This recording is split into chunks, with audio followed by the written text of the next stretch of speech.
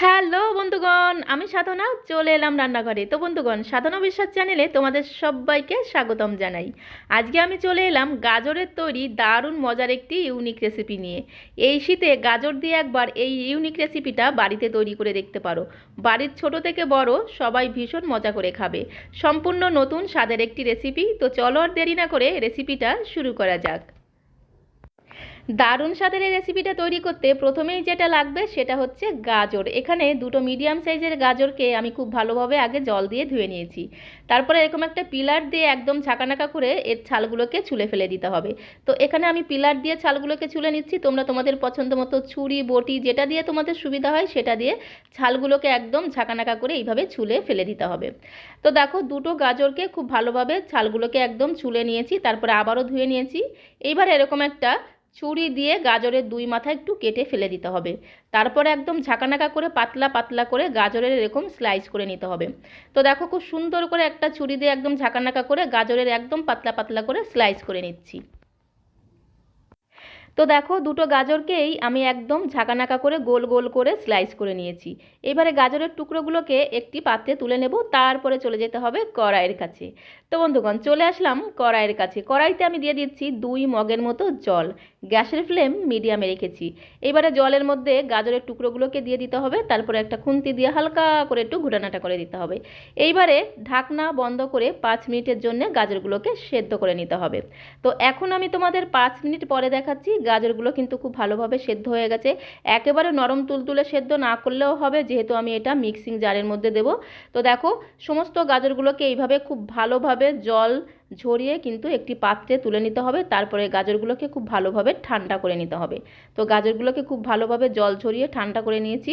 তারপরে একটা মিক্সিং জারের মধ্যে দিয়ে খুব সুন্দর একটা মিহি পেস্ট করে নিতে হবে। তো দেখো, ঢাকনা বন্ধ করে গাজরের একটা খুব সুন্দর মিহি পেস্ট আমি তৈরি করে নিয়েছি। যেহেতু গাজরগুলোকে আগে সেদ্ধ করা আছে, তাই তোমরা চাইলে কিন্তু এখানে কাঁটা চামচ দিয়েও খুব সুন্দর করে ঝাঁকানাকা করে ম্যাশ করে নেওয়া যাবে। আর এই গাজরের মধ্যে কিন্তু একটুও জল দেওয়া যাবে না। এইবারে দেখো, গাজরের মধ্যে আমি দিয়ে দিচ্ছি 1 চামচের 4 ভাগের 1 ভাগ গোলমরিচের গুঁড়ো, আর দিয়ে দেবো 3 চামচ ময়দা। এখানে আমি প্রথমে 3 চামচ ময়দা দিচ্ছি, পরে যদি লাগে আরও ময়দা দিয়ে খুব সুন্দর করে একটা ডো তৈরি করে নিতে হবে। আর দিয়ে দিলাম সামান্য একটু লবণ, মানে স্বাদ অনুসারে সামান্য একটু লবণ দিয়ে দিতে হবে। তারপরে হাত দিয়ে খুব সুন্দর করে ঝাঁকানাকা ঝাঁকানাকা করে মেখে একটা ডো তৈরি করতে হবে। মাখতে মাখতে যদি মনে হয় যে ডোটা একটু বেশি নরম হয়ে গেছে, সেক্ষেত্রে অল্প অল্প করে ময়দা দিয়ে খুব সুন্দর একটা ডো তৈরি করে নিতে হবে। তো দেখো, টোটাল এখানে আমি 6 চামচ ময়দা দিয়ে এরকম একটা ডো আমি তৈরি করে নিয়েছি। তো দেখো, ডোটা একদমই রেডি হয়ে গেছে। এইবারে এই ডো থেকে একদম ছোট্ট করে, মানে অল্প একটু সামান্য একটু লেচি কেটে নিতে হবে। তারপরে 2 হাতের তালুতে গোল গোল গোল গোল বলের মতো তৈরি করে 2 হাতের তালুতে রেখে একটু প্রেস করে নিতে হবে। তারপরে আঙুল দিয়ে এরকম একটা ছিদ্র করে নিতে হবে। এই গেল একটা ডিজাইন। আরও 2 রকম ডিজাইন আমি তোমাদের করে দেখাচ্ছি। তারপরে দেখো, আরও আবার এইভাবে একটু ডো থেকে ছোট্ট করে একটু লেচি কেটে নিতে হবে। তারপরে এইভাবে একদম ঝাঁকানাকা করে একটা রোল করে নিতে হবে। আর এই লম্বা লম্বা রোলটা যেন একদম সরু হয়, তাহলে দেখতে বেশ ভালো লাগবে। সরু করে এরকম একটা লম্বা রোল করে নেবে। তারপরে 2 মাথা এইভাবে জুড়িয়ে দিলে একটা ডিজাইন হয়ে গেল। আরও একটা ডিজাইন আমি তোমাদের করে দেখাচ্ছি। দেখো, 2 হাতের তালুতে রেখে একদম ঝাঁকানাকা করে একদম লম্বা লম্বা এরকম একদম সরু সরু করে রোল করে নেবে। তারপরে 2 মাথা একটু জুড়িয়ে দিলেই দেখো কত সুন্দর তৈরি হয়ে যাবে। তো এইভাবে প্রত্যেকটা দেখো আমি তৈরি করে নিয়েছি। তারপরে চলে যাব কড়াইয়ের কাছে।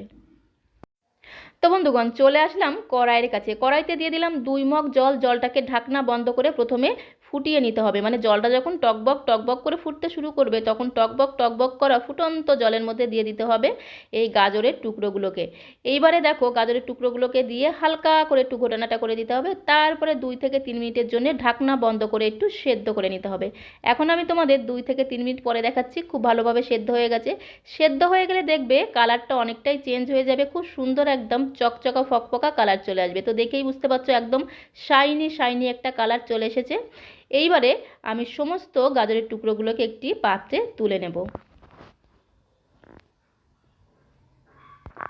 তো দেখো সেদ্ধ করে নেওয়া গাজরের টুকরোগুলোকে একটি পাত্রে ঝাঁকানাকা করে তুলে নিলাম, তারপরে আবারও চলে যেতে হবে কড়াইয়ের কাছে।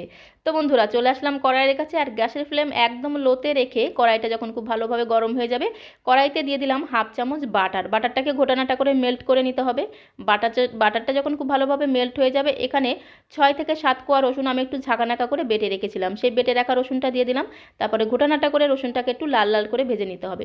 যখন রসুনের কাঁচা গন্ধ চলে যাবে তখন এখানে দেখো একটা বাটিতে আমি 1 চামচ কর্নফ্লাওয়ার, মানে বড় চামচের 1 চামচ কর্নফ্লাওয়ার জলের মধ্যে গুলে রেখেছিলাম, সেই জলটা দিয়ে দিলাম। তারপরে খুব সুন্দর করে ঘোটানাটা করতে হবে। যখন কর্নফ্লাওয়ারটা এরকম থকথকা ভাব চলে আসবে তখন এর মধ্যে দিয়ে দিতে হবে 2 চামচ চিনি। চিনিটাকেও খুব সুন্দর করে ঘোটানাটা করে মেল্ট করে নিতে হবে। কন্টিনিউ চিনিটাকে ঘোটানাটা করতে করতে যখন চিনিটা খুব ভালোভাবে মেল্ট হয়ে যাবে তখন এর মধ্যে দিয়ে দিতে হবে 1 চামচ সয়া সস। তো দেখো 1 চামচ সয়া সস দিয়ে দিলাম, আর দিয়ে দেবো 2 চামচ টমেটো সস। তবে সয়া সস আর টমেটো সসের পরিমাণটা তোমরা কম বেশি করতে পারো, তাতে কোনো সমস্যা নেই। তারপরে খুব সুন্দর করে ঘোটানাটা করে মেশানো হয়ে গেলে এর মধ্যে দিয়ে দেবো 1 চামচের 3/1 লাল লঙ্কার গুঁড়ো। লঙ্কার পরিমাণটা তোমরা এখানে কম বেশি করতে পারো।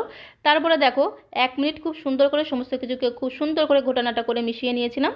তারপরে এর মধ্যে দিয়ে দিলাম সেদ্ধ করে রাখা গাজরের টুকরোগুলোকে। গাজরের টুকরোগুলোকে সমস্ত কিছুর সঙ্গে খুব সুন্দর করে একদম ঘোটানাটা করে মিশিয়ে নিলাম। আর দেখো কালারটা কত সুন্দর এসেছে। এর মধ্যে দিয়ে দিলাম সামান্য একটু লবণ, কারণ আমার মনে হলো একটু লবণ দিতে হবে, তোমরা অবশ্যই চেক করে তবেই লবণটা দেবে। আর দিয়ে দিলাম 2 চামচের মতো ধনেপাতা কুচি। এবারে সমস্ত কিছুর সঙ্গে খুব সুন্দর করে একটু ঘোটানাটা করে মিশিয়ে নেব, তারপরে একটি প্লেটে আমি সার্ভ করে নেব। তো দেখো একটি প্লেটে আমি সার্ভ করে নিলাম। গাজরের এই ইউনিক রেসিপিটা ভিন্ন স্বাদের হয় খেতে। তো আজকের এই গাজরের ইউনিক রেসিপিটা কেমন লেগেছে কমেন্ট বক্সে লিখে জানিও। ভালো লাগলে প্লিজ আমার চ্যানেলটিকে একটি লাইক করে দিও। আর যে সকল বন্ধুরা আমার এই ছোট্ট চ্যানেলটিকে সাবস্ক্রাইব করে আমার চ্যানেলের পাশে থেকেছো, আমার পাশে থেকেছো, তোমাদের সবাইকে অসংখ্য অসংখ্য ধন্যবাদ। আর যে সকল বন্ধুরা প্রতিনিয়ত সুন্দর সুন্দর কমেন্ট করে আমাকে অনুপ্রাণিত করে তুলেছো, তোমাদের প্রত্যেককে অসংখ্য অসংখ্য ধন্যবাদ। তোমাদের সাপোর্ট ছাড়া হয়তো এত দূর এগোতে পারতাম না। তোমরা সত্যি ভীষণ ভীষণ ভালো বন্ধু আমার। তো আজকের মতো এই পর্যন্ত। সবাই ভালো থেকো, সুস্থ থেকো। আবারও দেখা হবে নতুন কোনো ভিডিওর সাথে। সবাইকে ধন্যবাদ।